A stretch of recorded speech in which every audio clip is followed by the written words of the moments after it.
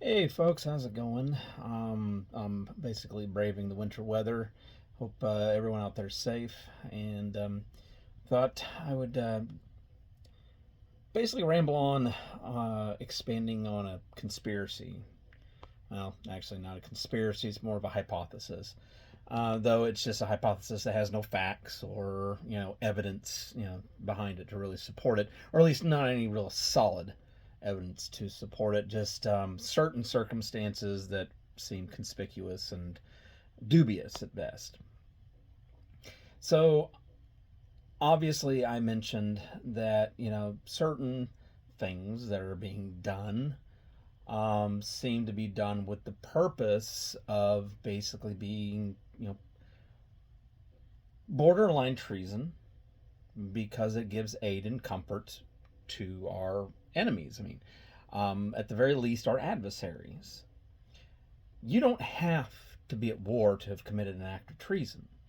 I mean, a spy can be charged with espionage and treason if they're an American in the United States who gave over secret information to an adversary.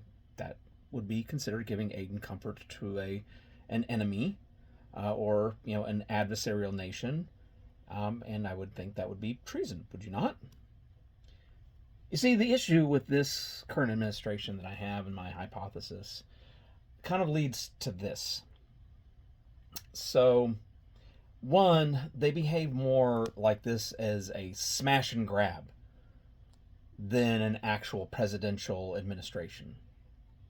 It's do as much damage as possible and get out with as much stuff as you can, basically. And the reason I say that is it becomes more and more evident as if they have an exit plan. That they know what they're doing will eventually come to get them. And so they're going to do as much chaos and as much damage as humanly possible and then get out. Why do I say that? Okay, well, one, obviously they're weakening us from within by pitting us against each other more or less, but mostly trying to instill fear with their private police, if you will, who basically they have given carte blanche to basically do whatever they want to anyone. It doesn't matter whether you're in this country legally or not, or if you're an American citizen at this point. They are basically allowed to do whatever they seem to want to do. Apparently, the law doesn't seem to matter at all, yet they still try to make it look like it's legal. Um, the other aspect is they are weakening us from without. Okay, they are disparaging our allies. They are destroying alliances that have been here for 50 plus years. The fallacy that America is great on its own has been gone on for far too long. Our hubris literally is our downfall. As they say, it is always pride before the fall. And the thing is they are doing things that they know will make adversaries of our allies. And the thing is our adversaries are still going to remain adversaries. They stand to gain the most out of the loss of the alliances that we have had for over 50 years. And the thing is, the members of this administration know this. So the thing is that's the smash part. Leave the country completely weak, friendless, practically defenseless, torn apart, and basically in poverty.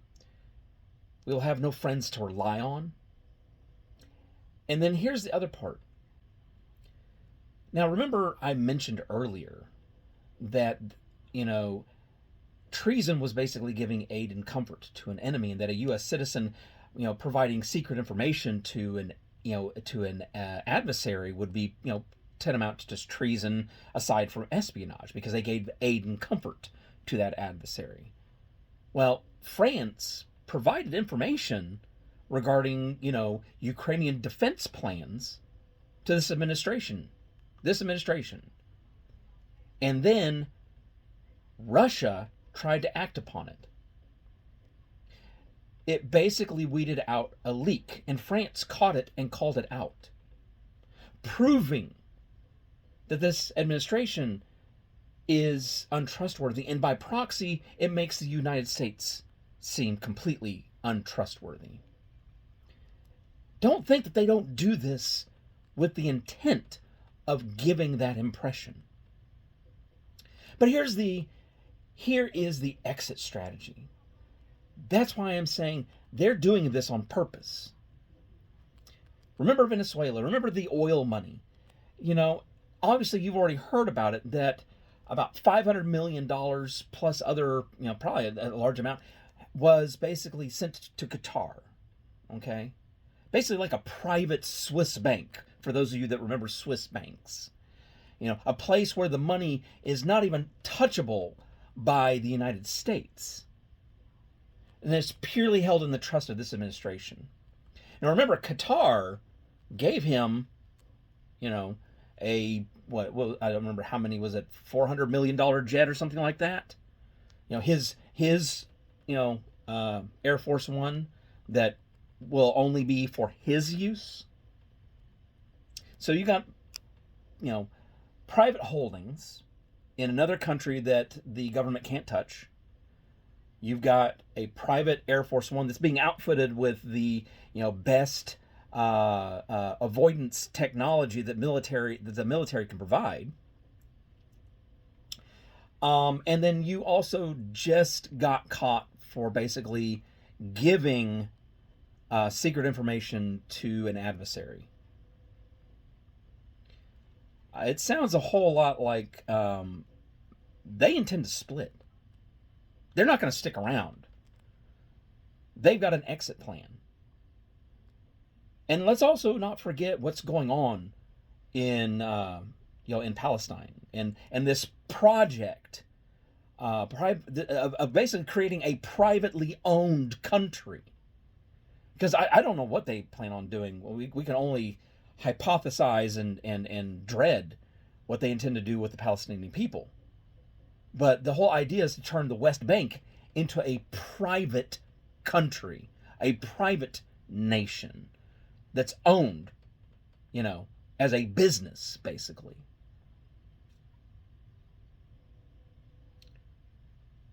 Do with it what you will, but it's just an opinion. Just like assholes, everybody has an opinion, especially this guy. Take care.